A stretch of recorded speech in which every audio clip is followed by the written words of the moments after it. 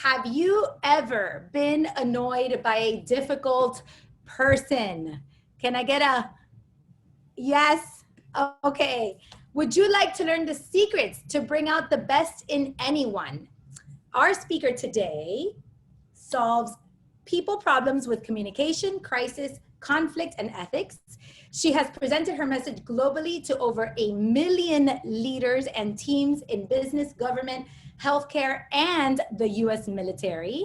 She's a certified virtual presenter and has earned the international designation of certified speaking professional, which for those of you who don't know what that is, it is a huge deal. She's here today to discuss strategies and tips for dealing with difficult people as a blessing. Please join me in welcoming all the way from her desk chair in Taylor, Michigan, a seasoned psychologist, a sassy grandmother, one of my son's best friends, a black belt martial arts professional, and a proud owner of 37 pairs of red shoes, though these days she's comfy in her cozy red slippers. Welcome to your computer screen, Margarita Gurri. Thank you. Hi, everyone. I'm delighted to be here. I love Caro. And we have Rosie here as well, Radinal, one of my friends as well, so it's very nice. I am so excited to have you here. Margarita and I have been friends for many years. I met her actually after the death of my father is when I most remember connecting with her, because she came to see my dad at the hospital and she offered me her comfort and her friendship and her support. And since then, we have just blossomed into dear, dear friends. And it's funny because whenever I mention her name, my son's eyes light up. He's had the opportunity to spend time with her in National Speakers Association and just thinks the absolute world of her. As it's mutual. I call him my boy. Yes, yes. So it is such a privilege to have you here. Margarita, the reason I brought you today is because in our community, I am constantly hearing people that have to deal with negative and toxic work environments, life environments. Sometimes there are people who have very difficult tempered spouses. They have difficult in-laws. Difficult people surround us. And I thought it would be such a privilege to get an expert such as yourself to share with these men and women how to protect ourselves from these people. So before we start, when I first asked her to be on, she said to me, well, first we need to talk about the 6 types of difficult people. And I did not know that there were so many. I thought it was just people and then they were difficult. But no, apparently they have categories of difficultness. So before we get started, Margarita, will you please tell us the 6 types of negative people so that when these men and women are thinking about the people that they have in mind, which I know they all have somebody in mind who they're trying to deal with, they can say, oh, that's that kind of person. All right, but first, everyone look this way. Look that way. If you didn't see a difficult person there, it's your turn. My mother used to say, difficult people are irritants. They can help us make pearls. You know how the pearl comes from a little irritation. So the first stop is to thank heaven. So say a little thanks, light a candle for the difficult people. So I was a psychologist in private practice for 40 years. And one thing I learned is we all blame ourselves or other people. And I realized we have to go beyond blame and shame to go to empathy. Everyone can have some compassion, but empathy takes courage because you have to put yourself in the other person's shoes. So with the help of all my clients that I've ever dealt with, I created 6 avatars for difficult styles of communication, and one that is the super dog, which is my dog. All right.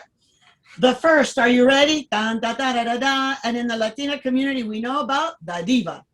Ooh. Right? And my dear friend just made these paddles for me. Aren't they cute? They're adorable. I know. It's so nice. I mean, he's definitely not difficult. The diva says, ta-da, I'm here. And her whole thing is seeking attention. And her secret superpower, if you can find a way to help use her influence for the greater good, influence, charm, energy, then you now are managing this type of difficult communication style. All right, we got her next. So she's an aggressive type. The second aggressive type is the warthog bully pirate. And his motto is, I win, you lose. These are the people who are really aggressive. We call them the bullies usually, and they're everywhere. And sometimes we're the bully and don't know it. We can also be emo bullies or emo vampires, which is a form of bullying. And they dominate without listening. But if we can capture, so their superpower is their leadership skills. If we can help them be leaders successfully in our home, in the work, in the community, neighborhood, help them win. They need to kind of be in charge. When I used to work with gangs, I would find the leader and have him help me. They have a lot of leadership if you can channel their energy. So the secret is, how can I bring out the best in them? So these are the two aggressive types. Ta-da! Okay. And then we have 3 passive aggressive types. So passive aggressive is when someone's angry, and you see it in polite people everywhere. Someone's angry, and what they end up doing is they say, I'm not angry, and they swallow the anger, and it sneaks out in different ways. So my favorite type of passive aggressive is the eye-rolling canary. When I do a consultation with an organization or a military or a group, I love them because in a meeting, they're the ones rolling their eyes. That lets you know that there's an atmosphere somewhere where they feel like it doesn't matter if they speak up or they're not allowed to speak up, but they have an opinion. So their superpower is, this is stupid. That's what they say. There's their motto. And it's unspoken criticism. And if we can put their observational power to work, but never with shame, hey, I notice you have an opinion. What's your thought? Never say, I notice you're rolling your eyes. I mean, don't shame and blame. I went to Catholic school, so I know about that. So we don't do that. These are that kind of paddles, different kind of paddle. All right, so that's that. The second type is, dun, dun, dun, dun. This one is the laughing hyena. This was created by the Army and Air Guards in Florida and in South Dakota. And I had missed a character, and they said, no, you need this guy. He is the funny guy. His motto is, now this is funny. And it's he hijacks attention though. So the superpower is, get him involved at the beginning or end with a joke or something. Put their humor to work because they can capture people's attention and change the energy. Now, are you ready? You have to protect yourself. Take in a deep breath. This is the worst one. The pink fluffy biting bunny. Now, one of the guardsmen who was assigned to this role was 6 foot whatever. I mean, huge. And he played the best bunny I've ever seen. And if you can see, the bunny has fangs and a t-shirt and backwards peace signs. We all know someone like this. These are the dangerous ones, the lethal. Caro talks about toxic. These are toxic. This is the only truly toxic type, in my opinion. If we think of their motto, I can help you fail, then when you're with somebody, you do that Scooby-Doo thing, right? Like, what just happened? Why am I suddenly upset? Yes? I can stop you for a minute. Their Sure. motto is, I can help you fail. Yeah, I can help you, ... fail. Wow. Because they're saboteurs. They're sweet-looking saboteurs. They're the people that you think you're a friend or your best first lieutenant or whatever, but they stab you in the back and they spread gossip and rumors. And I even worked with one lab where someone sabotaged the lab projects because they wanted to win. I mean, these are the people who have a little bit, they have almost no empathy, and they can be mentally ill. So sometimes we can teach them and they can get better, but most of the time you have to document so that you can eventually get rid of them and invite them to work somewhere else. Now, if they're in your family, don't meet with them in your home. Don't let the devil in the door, my mother used to say, right? Meet with them outside the home so you have walkaway power. Don't get stuck in a car with them. Don't deal with them one-on-one. It's better to be messed up in a group of 3. So when you think of the pink fluffy biting bunny, think of 3. Never alone. Never email back and forth without copying someone. Don't blind copy. Don't be sneaky. Be direct. And so there is almost no superpower for them. If you can convert one, maybe it's a young one, then you can have a good leader. But for the most part, I have found if you have a pink, fluffy, biting bunny, remove them from your inner circle. If you can fire them, fire them. They are narcissists. Sally says they're narcissists. Indeed, they are. And they actually could also have borderline personality disorder. Now, not everyone with borderline is a pink, fluffy, biting bunny, and not everyone who's a narcissist is a pink, fluffy, biting bunny. They're a specially gifted subset of difficult communicator, right? And then there's the one that doesn't happen very often. This is the groundhog. And these are the people that are on the down low. Please let me go unnoticed is their motto. And they hide, they don't initiate. They hurt a family or a team because they're on the down low. If you have a groundhog, they peek up their head only when they need to, right? That's why you only see the head. If their superpower is they might be noticing. Now, the groundhog is the most varied group. So it could be they are not well. Maybe they're about to retire. Maybe they're preoccupied. Maybe you're not their priority. There are a lot more reasons to be a groundhog than any other category. So you can't make those assumptions. You just need to know that if you invite them to the party, have them bring the watermelon, right? That's one of my favorite things from Dirty Dancing. I brought the watermelon. Get them involved, ask their opinion before or after. Now, some groundhogs are just very shy and don't want to contribute in a public way. Pair them up with somebody so they have a voice. If it's a meeting, a family meeting or work meeting, you can do round robins to invite everyone to the table and get them to work. And then there's finally, dun, dun, dun, dun, super dog. This is the only assertive type, right? And this is neutral, powerful, like all of you guys are going to be. Now, we all take turns with all of these. No one's exempt. No one. So this is where we want to be. Now, many of my friends got mad at me because it's a white dog with blue eyes. Because I'm a Latina and we're supposed to have color, but this is my dog. This is Olivia. And so she happens to be my real dog. She's a rescue. We surrender her. Yes, so there are 7 types. 6 of them are dysfunctional communication styles, conflicted. I say that they're communication styles and not personalities because I think there's more hope. Now, the pink fluffy biting bunny can also be a personality, and then we're a little sunk. But for the most part, I believe that if we understand with compassion and humor and try and find out what are they thinking and feeling, what do they need, and help them be successful, I believe we can make that happen. So that's my thought. You know, Margarita, I find this to be fascinating. And by the way, ladies and gents, if you have any questions, please feel free to use the chat or raise your hand because this is going to be an interactive interview. And if you have any questions, I would love to hear from you. Yeah, ask away. But Margarita, what this highlighted in my mind, and I have to admit that you're really educating me on this, is because in my mind, when I thought of negative, toxic, difficult people, my first thought was bad. I thought these are people that hurt us, yes, they alienate us, yes, they isolate us, yes, they make our life worse. But what you're showing me is some of these people are actually, they have superpowers and they could be good, but maybe we don't know how to bring out the best in them. I'm going to say 99.99% of people have a superpower. Our goal is to find it. So whether we're married to someone that is difficult, maybe we're the one difficult. I mean, people perceive people as difficult when somehow they're uncomfortable with them. And maybe there's resistance, or they don't feel loved or appreciated or whatever. So some people are really good at being difficult. I mean, they're blessed. And if somebody is blessed like that, and we all have one in the family, killing them with kindness is a very aggressive term, but it's funny, is not a bad way of doing that.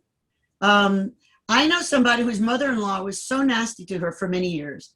And this woman decided to be kind, to be kind, to be kind, to include her, to invite her, to be kind. Finally, this woman now, after 25 years of marriage, started to be nice to her. And it only took 25, it was an overnight success after 25 years. Okay. And now she thinks she's great.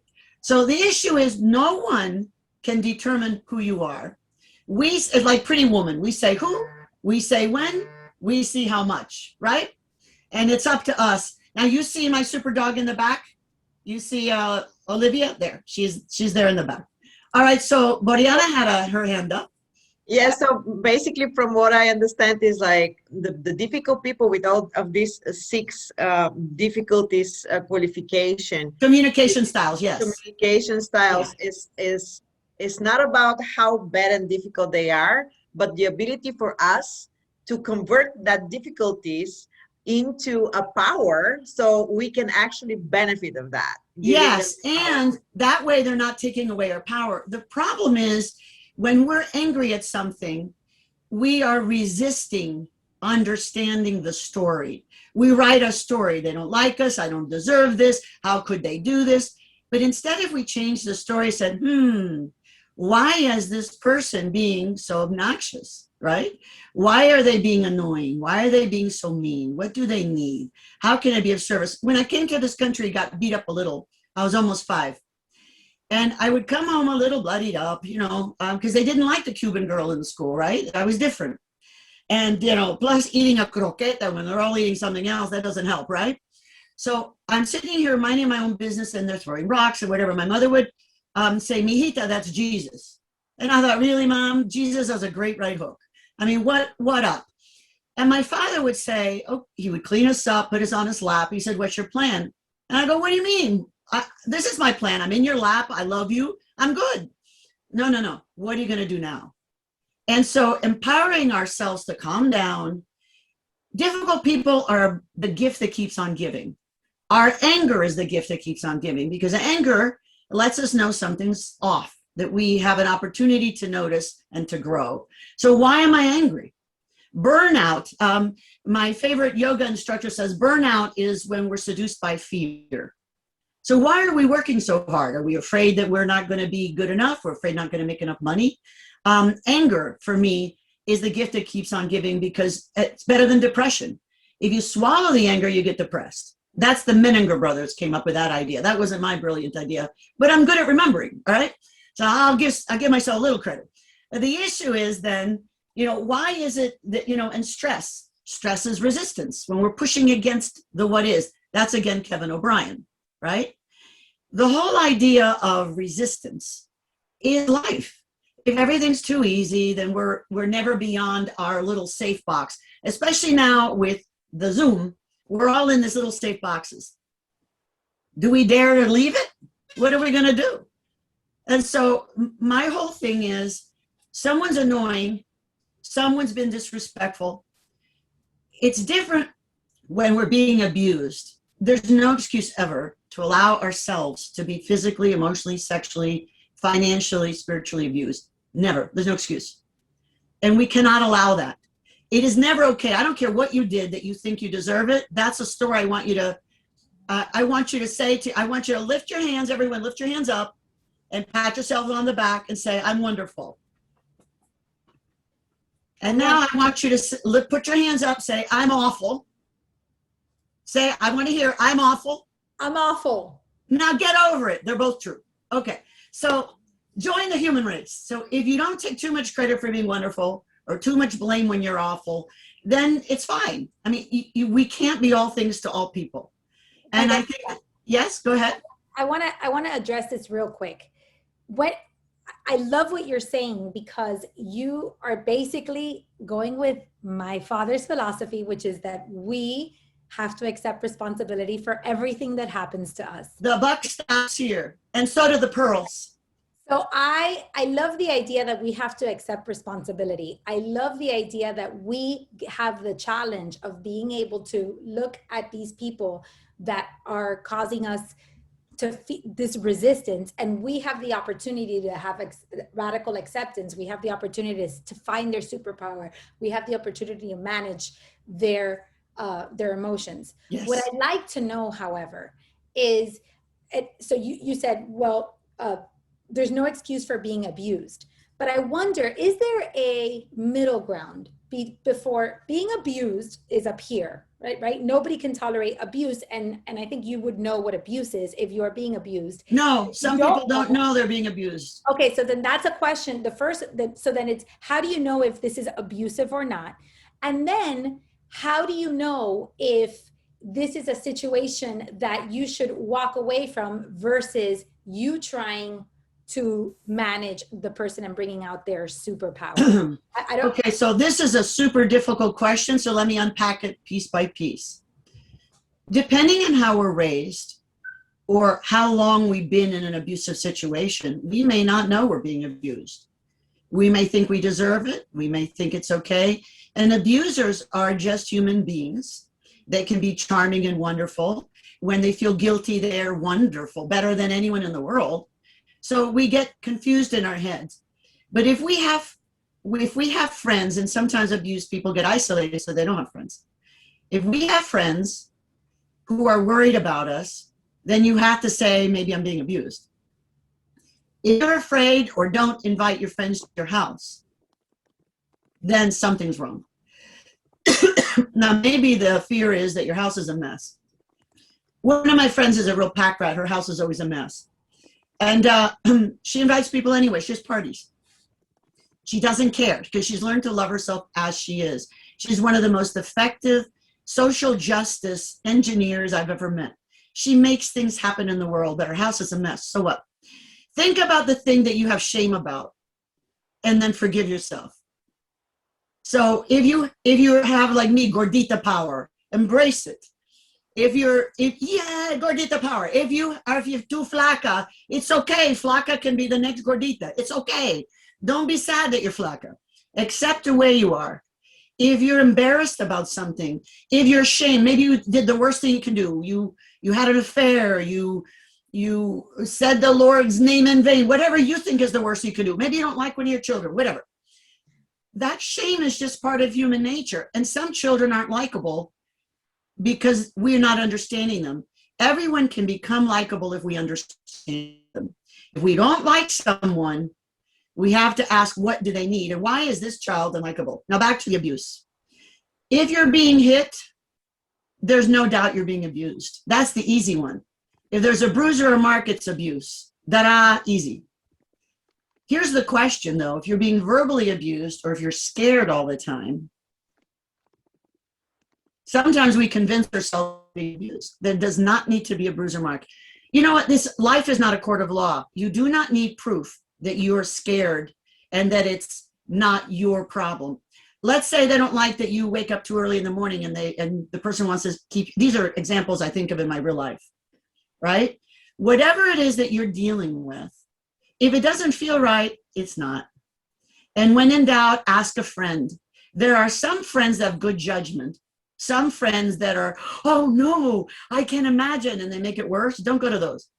Go to the friends that are wise, with good judgment, that won't just say, oh, you got to leave your husband. No one should tell you to leave anyone. That's your choice. Now, there's a marital separation and there's a safety separation. Someone can say you need to leave for safety. That's not the same as saying you need to leave your husband. That's a personal choice that a therapist can help them with. Some people who've been abusers can fix it.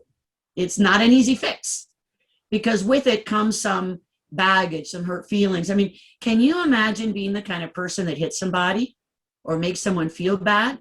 How bad do you have to feel about yourself to be an abuser? Pretty bad. How scared do you have to be? How angry and unfocused with your power do you have to be to belittle someone? And if you look at social media, we've gotten in the habit of being keyboard warriors. We can say whatever we want because we're at our keyboards with our chancletas on. And what happens is we end up spreading mean words, gossip, mean thoughts. I think the world is beautiful. And any world with Caro in it is beautiful. Caro, I knew Caro since she was little. Her dad was my mentor and I adored him with all of my heart. I would not have joined NSA or become a CSP without him because, I said, why do I need to do that? I'm seasoned. I'm a psychologist. Why do I need anything else? He said, because most psychologists are boring. If you have a CSP, maybe they'll hire you because they think maybe you're not as boring as you might be because, you have a CSP. So, okay, I'll do it. So the issue of abuse, complicated. And I don't think there's a dial for abuse or not. There's no such thing as a little bit of abuse. It's easier if the dial existed. You've passed a 2.5, that's abuse. Abuse is if someone makes you feel less than who you are. Maybe you're the one abusing yourself by tolerating it. Sometimes if we feel abused by a boss, we have to ask, have I stopped that boss? Yes. Wait, Margarita. We need to pause to let everyone take that in. Okay. Sometimes you I'm are pausing. yourself, if you are allowing yourself to tolerate other people's abuse. That Yes. we need to take a minute to soak that in, because that was Okay. That's the pow pow, right? So if you're hitting yourself, there's suicide by cop, there's abuse by self, somebody else, right? Are you picking abusive people because you deserve punishment? Are you doing that because you're afraid of what responsibility you have to have for yourself in the world, because suddenly you're not in survival mode and you have choices? People are so hard on themselves that they put themselves in a corner so they don't have choices. And the secret is love. Be compassionate. Remember when you were happy, maybe when you're 3, 4, 5, 6, and think about, what did you do then when you were happy? When was the last time you twirled to show off your underwear, right, in a skirt? When was the last time you laughed so hard you put milk through your nose? You know, when I was raising my kids, and I had 2 kids, but I had some fosters, and we would not think that a meal was funny unless someone had spewed something through their nose. And yes. No, I think I wanted to say, and I think it's relevant for what you say, that you have to have a respect. I think that the respect for yourself have to come first, because like, for example, some people, and especially women, are attracted to abusive men, and they don't understand why every relationship ends up to being abusive. They may not understand, and abusive men can be very powerful and attractive. And Sally said something about victim shaming. No, there's no victim shaming. But I think every person has to ask themselves whether they're the victim, the witness, the hero, or the bully. In all those roles we can play in any situation, right? Those 4 roles. We have to ask ourselves, how am I behaving in that role? And what are my choices? It's not about shaming, it's about responsibility. I don't think that self-abuse is a choice we're making.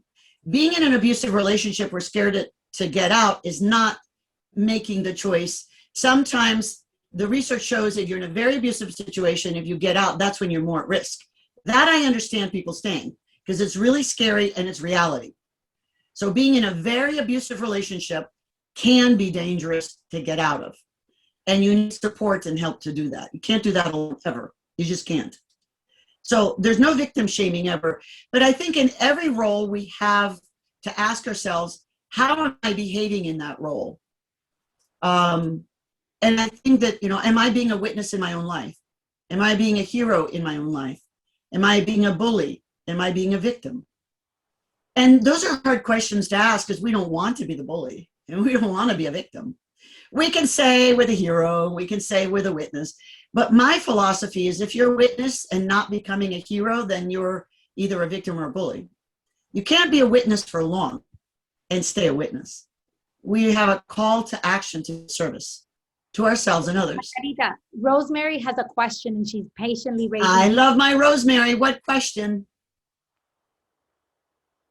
Mi vida. Hi there. I'm loving Hi. everything you're saying. And I've lived through a lot of that. I've lived through a lot of that, having married 3 abusive husbands in a row, obviously. In any case, the question was about cultures. So are these 6 communication styles as prevalent in other cultures? Remember, we're in a sort of a privileged society, but if you take those and put them into, let's say, I don't know, Argentina, or put them in the Middle East, would they still apply? Well, so my practice of 40 years or so, I've had many different cultures. And in my opinion, they do apply. Okay. Now, I imagine that if you do a deep dive, like many of my friends are Orthodox Jewish, then there might be additional roles that might apply. But I believe that I haven't missed any. But if I missed one, let me know, please. If there's something in a particular culture that I need to add, I would love to add it. I mean, the military told me, you missed the Joker. I thought, okay, the laughing hyena, we added it. So I think that culture doesn't undo human nature. And human nature has basic emotions, fear and anger and frustration and contempt. There are basic emotions that every culture has that are inborn. Even people who were never born with sight have the same expressions on their face for these basic emotions, right? And that's just what we know. And micro expressions, and now in the news is really big microaggression. Well, everyone has micro something. I mean, micro happiness, micro joy, micro contempt. I mean, it's just the beginning of, and people hiding it. The more sophisticated the culture, sometimes the more confusing it can be to know what's what, because we get better at presenting it as if it's okay. And look at you. I mean, Rosemary, this amazing powerhouse. She has interviewed amazing people in all the world. She's a TV hero. She's a goddess. And because of her life, she chose abusive people. Now, we don't know why she did that, but I do know that we sometimes, some personalities who are hard-hitting, do something because they want to conquer it. And Freud called that repetition compulsion. So maybe I'm going to choose men who don't work, that don't have front teeth. Maybe that's my type. And so if I choose that, then maybe I'm trying to overcome something. Maybe that was my father. So regardless of the reason, we have to ask, why did I do that? Without shame or blame. Curiosity is the key to loving compassion and empathy.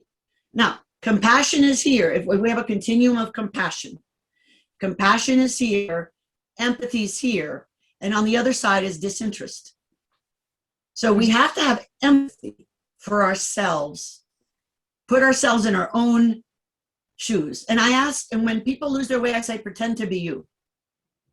Be your best you. Sometimes we lose our way. What is your best version of yourself? You know, who makes you better? Who makes you feel good about yourself? And not just by saying, oh, you're so good, congratulations, but in good ways. Someone can say, hey, I love that you did this. I love that you stood up. Like Sally called out the issue of potential victim shaming. Good for her. Most people wouldn't have done it. Now, the reason she was able to do that is that she's an assertive communicator. She didn't accuse, she didn't blame, she didn't blast, she was direct. The more direct we are as communicator, the easier it is for us to speak up about anything, injustice, fear, anger, shame. And we can't say, you make me sad. When you yell at me, I feel terrible about you and me. I mean, just be straightforward. When you take that tone, I really have a hard time listening. Like I used to tell my kids, this is a no whining zone. Take a deep breath, say it again, and I would love to hear what you're saying, right? Also, when they're chewing and talking, I raised so many kids. I've seen enough pre-chew, right? And so I say, and they tell me, because me da asco, I don't know the word in English, but it's gross. I can't watch it. I can't talk to people when they're in the mid-chew. So I think we just have to tell people what we can and can't do in a nice way. And we all are sometimes overly generous. And we have to be comfortable setting our limits. How do we set limits? Hey, Margarita, before you talk about setting limits, we do have a question that I think is very good and might play very well into you talking about limits. Okay. That's from Betsy, who's also a therapist and yay, Betsy, and a wonderful one as well. What would be the category of the victims that guilt others into doing what they want? Well, that's anyone passive aggressive, but I would vote for Pink Fluffy Biting Bunny. I call them emo terrorists. If you love me, you would buy me that bracelet. If you love me, you wouldn't go and do this wonderful thing in your career in Europe for a week. Emo terrorists. If somebody makes you feel like a bad person for asking something that's an interesting part of life, you have to ask yourself, why? Now, but sometimes it's, I'm sorry, I'm taking a shower, that's why I can't put my camera. But sometimes it's not like them trying to manipulate you intentionally, like the abuelitas or the suegras that that truly live a victimish life. Yes. And are really truly feel that if you don't do this or that, then you're a bad daughter, where would, because they don't mean to be passive aggressive, they genuinely believe that. Well, whether we mean to or not, it's still our communication style. The cool thing about this communication style is there's no blame. It's just the style someone's using. It's not personality. So then we can be all of these. So maybe sometimes I'm being a little passive aggressive, or sometimes I'm being aggressive, or whatever. So the abuelita may be not aware. Now, with an old person, you may not be able to change how they communicate. So you just be gracious. And when she tries to guilt you, say, you love me so much, you're worried about me. So you put in grace, put in love to what they say. You can't expect people to all become the super dog. If you love someone, work with them, and don't shame them, and don't guilt them, and don't put them down. Work around them. I mean, there are some people who are just really good at guilt. It's a superpower. They don't know how to express. So you can ask to say, abuelita, why do you feel that way? What's going on? And maybe go beyond the feeling to what is the desire? What is the fear? What is it that is in their mind? Maybe they don't know how to express it. And if you talk to them a certain way, they still may not be able to get it, but you have to try. Okay, so for those people that when you were about to get into the conversation of how to set limits. Yes, that's a great segue into, even with the abuelitas, there are in-laws, there are family members, there are bosses that we need to set limits with, and maybe we don't have to take it to the level of taking them out of our inner circle, but how do we set limits? Well, before I do that, Marilyn asked the question, and you talk about what is passive aggressive. I'll give you the best example of passive aggressive. There's two of them. I know someone, the one with that toxic mother-in-law that got turned by love, right? She, when the woman was pregnant, she said, you look beautiful in that big dress size. What a put down, right?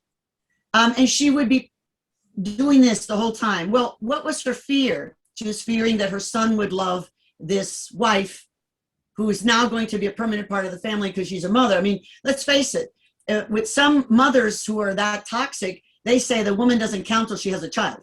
It's odd. It's an old-fashioned concept, but then you know you're going to be stuck interacting with them forever. It's just biology for some people. And so, you know, that's one example. But when I was doing my graduate training, I did a residency in Virginia, and there was 5 of us in the group. And we had supervision with this particularly nasty guy. And he was ripping this guy a new one. He was mean, so cruel. The guy, the supervisee that was getting abused, took his shoe and with a pen, a black pen, started drawing on the bottom of the shoe, the sole, right? When the guy got up, and the supervisor had a white carpet. When the guy got up, he stood up and he went, phoom, and he left this black smear. And then he left. I started dying laughing. So as soon as we left, I go, wow, what did you do? I was laughing. What do you mean? He was not aware he had done that. So real passive aggressive people may have their feelings hurt. They didn't realize they were being passive aggressive. So instead of saying, sir, please do not speak to me like that. I don't let anyone abuse me except my mother, or whatever is the joke you're going to tell. But you have to find a way to set a limit. And he didn't. So instead, he swallowed it, and then he smeared the guy's carpet. All right. So that's an example of passive aggressive. So maybe I don't like, let's say we set a meeting at noon. Well, I think noon's too early. And I said, no, let's do 12:30. So then maybe I send the invitation to everyone 12:30, even though you said it was noon. We didn't agree. I just did it behind your back. Passive aggressive is behind someone's back. It's also, it makes you feel slimed. It makes you feel like something's off, right? So, you know, it's a bit of a sabotage if you think of the pink fluffy biting bunny, right? Just like the eye roll is sabotage too. All of these communication styles are a form of limit setting, by the way, unhealthy limit setting. These communication styles set limits in their own way because people then stop or have a reaction, right? So let's talk about, yeah. Sometimes we're being difficult because we're trying to protect ourselves. So yes, yeah. We don't always know we're being difficult. And if we love ourselves enough, we have the courage and the curiosity enough, we can look at, you know what, that wasn't so nice what I said, Margarita. What can I do differently? Or, you know, why did I say that? Why did I, you know, have a tone? Or why did my face do that? Or I think if we learn to ask ourselves why in a nice way. Now, why is often a critical question. Why? So instead of why, you can say, how come that made sense for me? How come is my question instead of the why. Because why seems so critical. Why? You know, and you don't want to be critical, right? So let's talk about setting limits. There are many ways to set limits. The first thing of setting limits, you have to know what you like and don't like. So for instance, do people know how to reach you? I have a calling hour for my business, 7:30 to 8:30, Monday through Thursday. People can call me then. That's one limit. By telling them when I'm available, there's 23 hours in the day when I'm not. Do people know when to knock on your door? Do they know when you're free or not? So one way of limit is letting people know what we expect, what we like and don't, and what we don't like. Okay. So I think that the issue is with setting limits. So let's say somebody asks you a rude question. The other day I was in a meeting and someone said, who here has HIV? Honestly, they asked that question in a Zoom meeting. That's a little rude, don't you think? You know, have you been in jail? How was jail? I mean, they ask these rude questions. There's different ways to react, but only a few to react where you don't lose your power. Wow, that's quite a question. And then just don't answer it. Answer whatever question you want. Just because someone says something and asks you something doesn't mean you have to respond to it. We have an editor. Now, if our anger has not become a good superpower and we rail against it, we then are at, let's talk about the 3 levels of anger. So let's say I come up to you and I slap you, boom, and you slap me back. That is the 3rd level of anger, the worst you can be. That's Jerry Springer. Now, I've lost all my power. If I'm the one that slapped back, I've lost all my power, right? So who's in charge? The person who slapped. You were minding your own business. I come up and slap you. Now you've lost all your power. I'm in charge, right? Same, I'm in charge because I slapped. Now, level 2 is polite people. I slap you. Boom. You don't slap me back because you're too polite and you have some self-control. But later in the day, you kick the dog, you eat too much or not enough, you run too much or not enough, you have great sex, but with the wrong partner, something happens. It goes sideways, right? Okay, you sneak out. That's level 2. I hit, you don't hit back, it goes sideways. Who's in charge, me or you?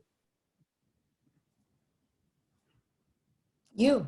I'm again, because I still moved you from your joyful ohm, right? The first level of anger is the only one where you're in charge. I slap, you don't slap. This is Yoda. You ask 2 questions. What's up with her? And you don't have to ask it out loud. You can say, well, why, you know, what's going on with her? How come this woman felt hitting me was a good idea? Was she feeling threatened? Do I remind her of the nun she had in 1st grade who hit her with a ruler? I don't know. Now, I'm joking about nuns. I have dear friends that are nuns and I love them. It's a cheap shot. I apologize to nuns everywhere. So then the issue is, that's level 1. Now, then you have to ask yourself a question. How did I contribute, if at all, to being slapped? Maybe you didn't. Maybe you just looked like someone. Maybe it was the wrong timing, but maybe you did. Maybe you weren't reassuring enough. Maybe you misread the cues. Maybe you looked threatening. Maybe you're standing too close and someone got scared. Who knows what? But you have to ask yourself without judgment, without blame, how come? How did I contribute? That is not victim shaming. It is not bully shaming. It's just curiosity. If we get beyond judgment to true mindfulness, mindfulness is awareness without judgment. And curiosity is the key. So if you ask yourself, how come? How interesting. That was quite a hit. So when I was getting beat up as a kid, I learned to be funny and I learned to be fast. And I became friends with some of those would-be hitters, you know, eventually. They were just scared because they thought the Cubans were going to take over Miami. Oh, no, we did. Okay.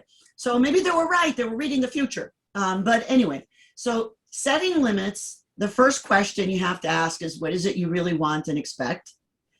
My mother used to say, mijita, we teach people how to behave and how to treat us.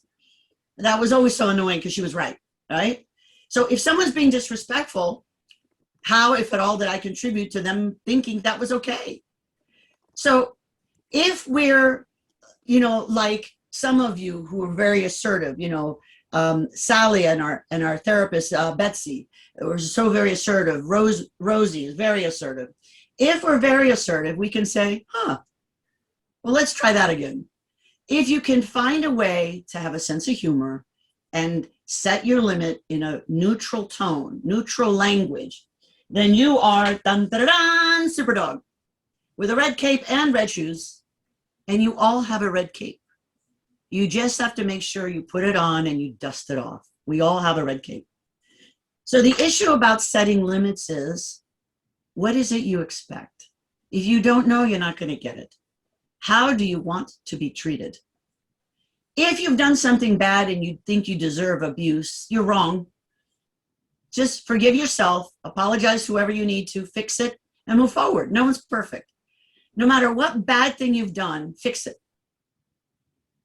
Move on. Margarita, None of us deserve abuse. Yes? I have a question for you. And Oh, good. I love your questions. this question isn't for me, but it's for some of my clients that I have seen have had this issue. And I think it's a question that carries on to us in our future. What happens when we have toxic parents?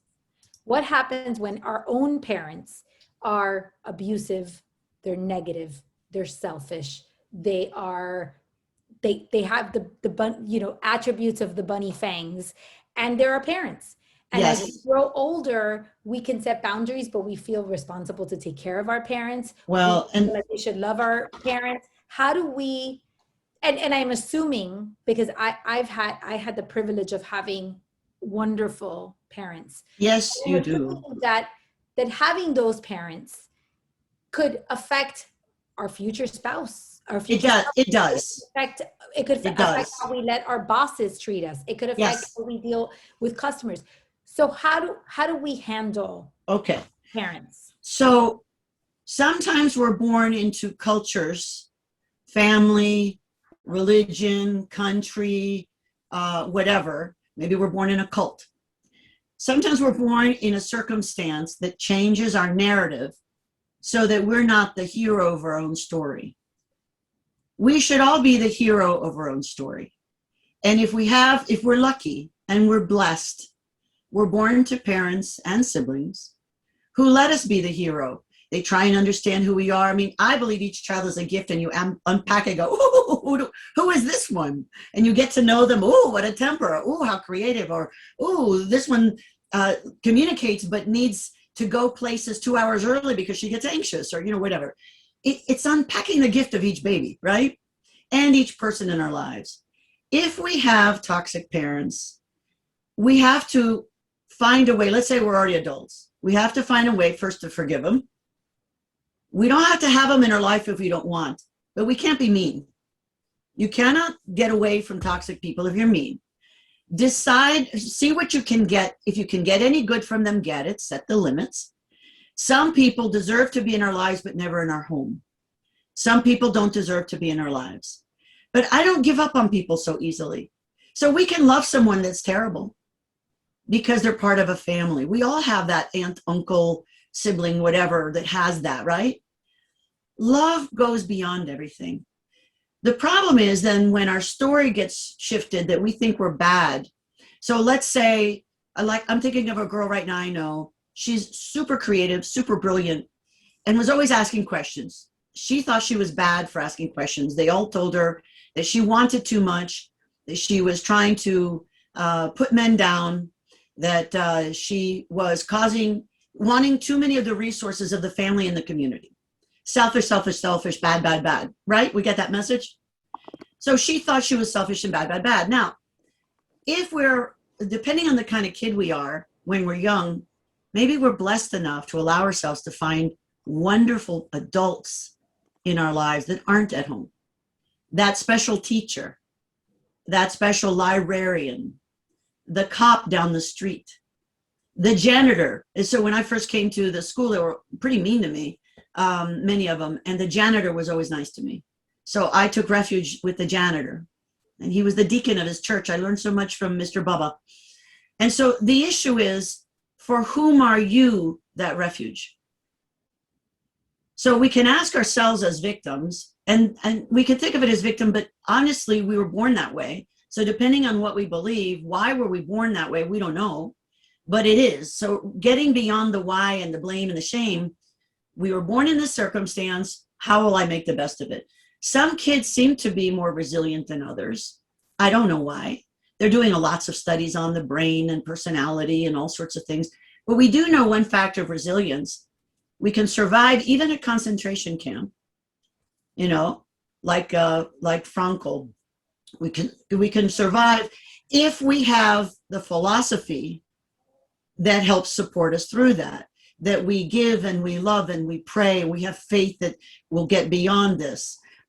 We can survive just about anything if we realize that there are things we can do, even if it's one little next step. So let's say you're burned out or you're totally hopeless. What's the next best step? One little thing. Make your bed. Say hi to the neighbor child. One thing that gets us to the next step. It kind of resets our thermostat of hopelessness and exhaustion. Burnout is a big deal right now, so the next step. In terms of then, if you didn't find some wonderful people in your life, then you have to look at, how can I find them now? And if we have certain yucky people in our lives, the good people will stay away because they don't want to deal with them. Good people, strong people, happy people don't voluntarily spend time at a restaurant with a yucky person. Why? So if I'm invited and there's a yucky person there, I say hello, I have a cup of coffee, I say, oh, you know what, I've got to run. It's been so nice meeting you all. And I go.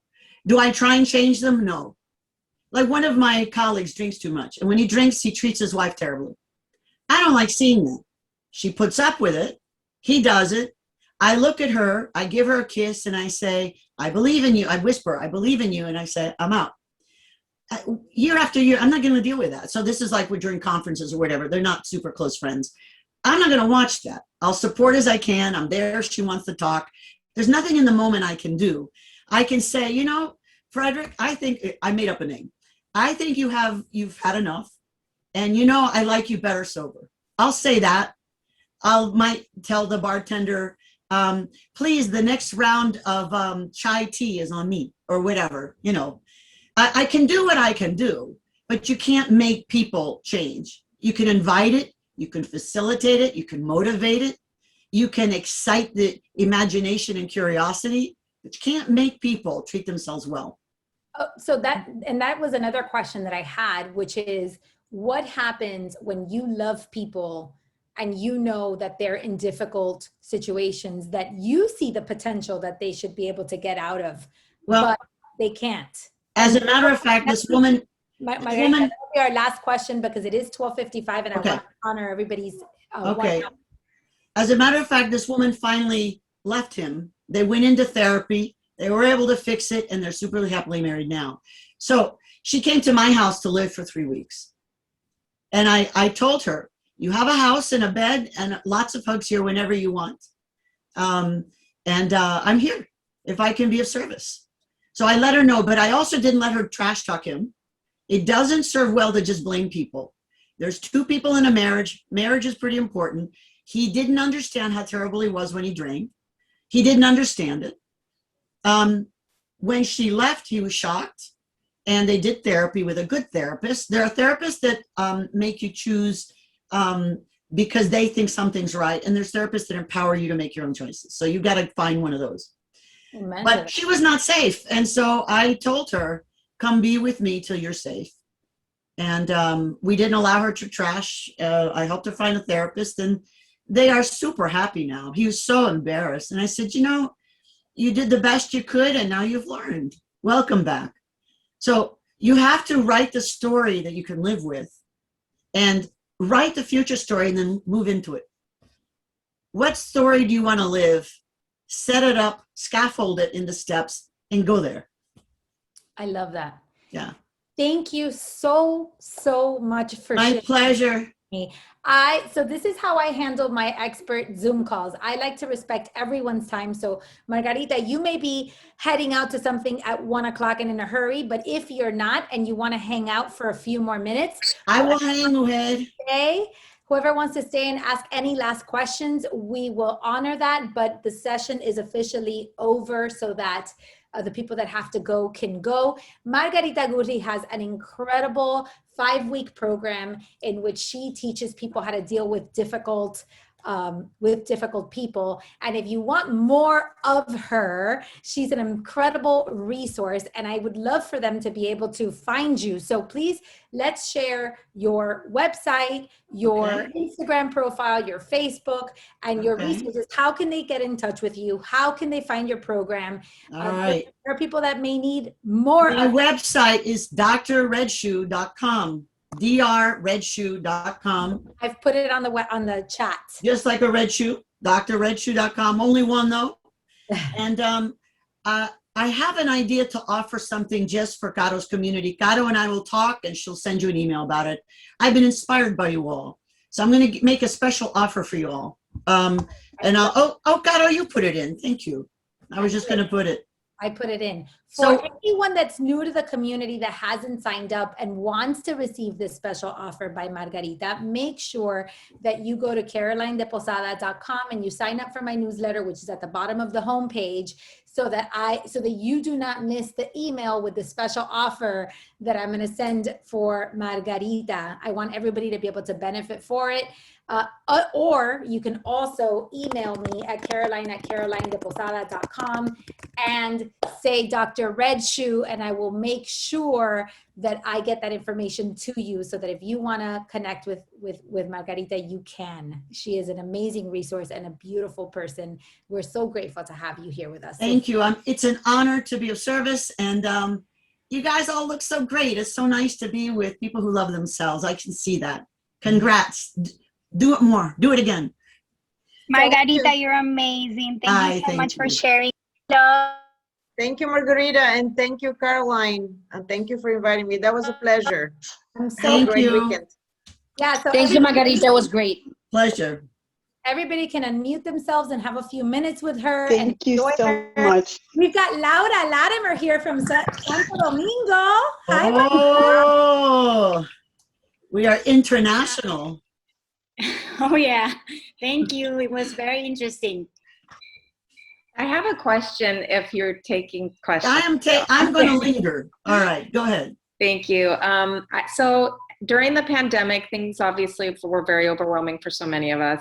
Yes. Normally, I'm the one who checks in with my mother-in-law, and I just couldn't, I couldn't do it. I have not attended to her really at all. She's at home in North Carolina. She's just too judgmental. It's just too heavy for me. How do I make a safe boundary with somebody? Obviously needs to be. All right. So I call them hit and run loves.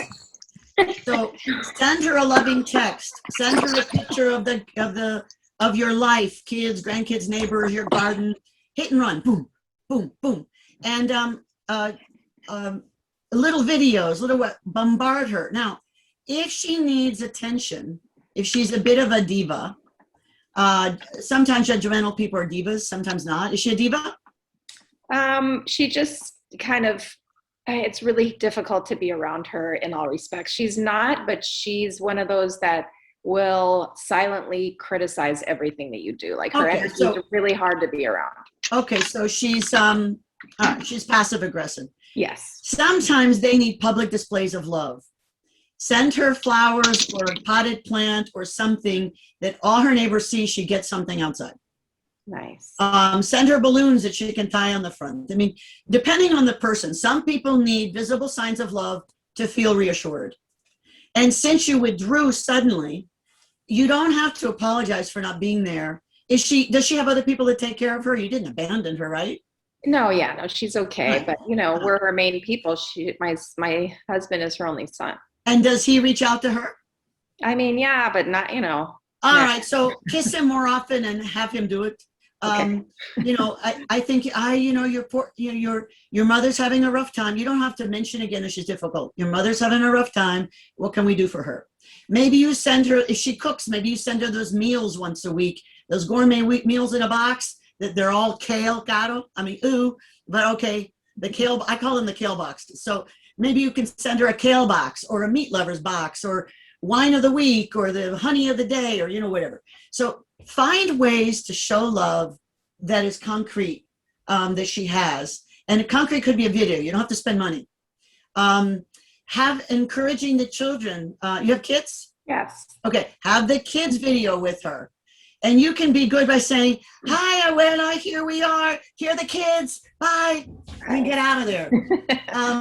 Facilitate love. You don't have to be there the whole time, right? If she's difficult, I'm sure you're angry with her. And it's easy to be angry with people who are difficult. Forgive her. At least you're not difficult that way, right? Pobrecita. My mother would say, pobrecita, she's special. All right. So have a pobrecita view and then take care of her in the way you can. Don't ever do anything for her that you can't.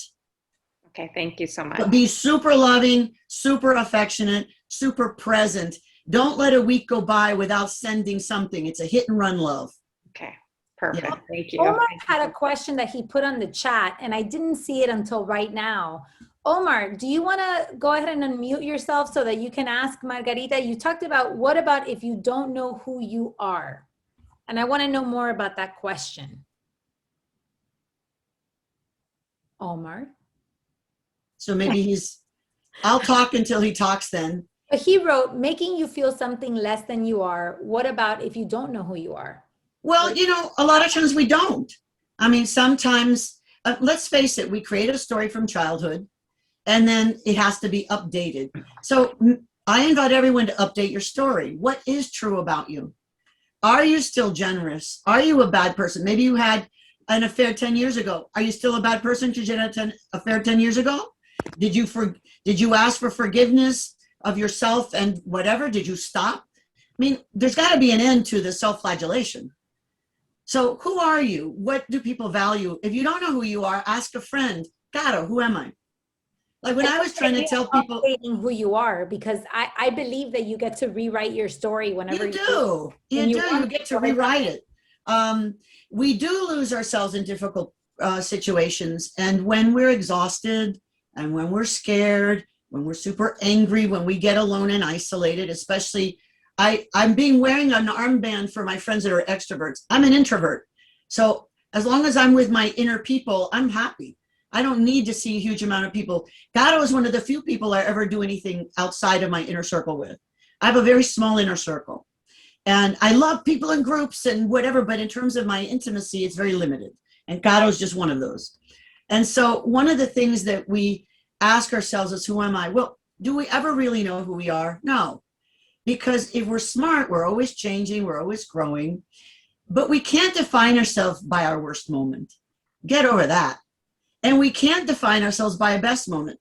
You know, we all go to that 10, 20, 30, 40, 50 year reunion of high school. And the people who were the, hi, I'm the cheerleader, da, da, da, and they define themselves by that, or the football guy, and now he's big and he's not nice and he's not giving to people. He's not a good person. Because his glory days. So don't live your glory days. This moment is your glory day. What are you doing now? What can you be doing? What story will you grow into? If you don't know who you are, paint a picture of who you want to be and grow into it. One step at a time. That's all you can do. I don't think we need to know who we are all the time, because we're changing. With any luck, we're growing and changing so much we don't know. And it takes reflection. So everyone needs to take a moment every day to look at their calendar, decide what they're doing. Like recently, I wrote a list of all the things I'm doing. And I thought, oh, no wonder I'm tired. And I just resigned from 5 things last night, actually, because I realized I was doing too much. Like, why? So what am I up to? So in this COVID, who makes me so important that I have to do 5 extra things on my already long list of things? And I thought, Margarita, you're being arrogant. Get off of those things. So I decided the 5 that really other people could do it. So here, I'm going to give you an assignment. Take 1 minute Write down all the undone tasks that are burdening your mind and soul and your brain. Write them down. And then when the minute is done, stop and cross out the things that don't really need to be doing and put an arrow to the people you're going to delegate, the people who, that you're not the only one that needs to do it. If you're not going to do it, but someone else needs to do it, put an arrow and put that person's name. And then focus on the things you actually can do. If we try and do too much, we get nothing done. And we're not happy. If you've convinced yourself in your burnout, because we're all a little burned out, if you've convinced yourself in a burnout that you cannot take the time, and I did this not long ago. I figured I don't have the time to take time off. I'm too busy. I have to work, right? Oops, I lost you guys. I hear you. You know, And I see you. I don't know if you guys are there or not. I'm here. While Margarita refines us, for those of us that are core lifers, I want you to take the opportunity to think about the things that Margarita said today and notice how core comes into play with all the things that we're doing. You need to manage your emotions and other people's emotions. That's the E in core, emotional intelligence. You have to tap into your resilience. That's the R. And now when she was talking about delegating things that you don't want to do, taking things off your plate and looking at your calendar and finding out who you want to be and what kind of person you want to do and what you want to prioritize, that's the O. So I thought, and the communication is communicating directly and clearly. So for those of you who are core lifers, I hope that you're seeing all the aspects, the elements of core and how they come into play in every different area of our lives. I thought that was pretty fantastic.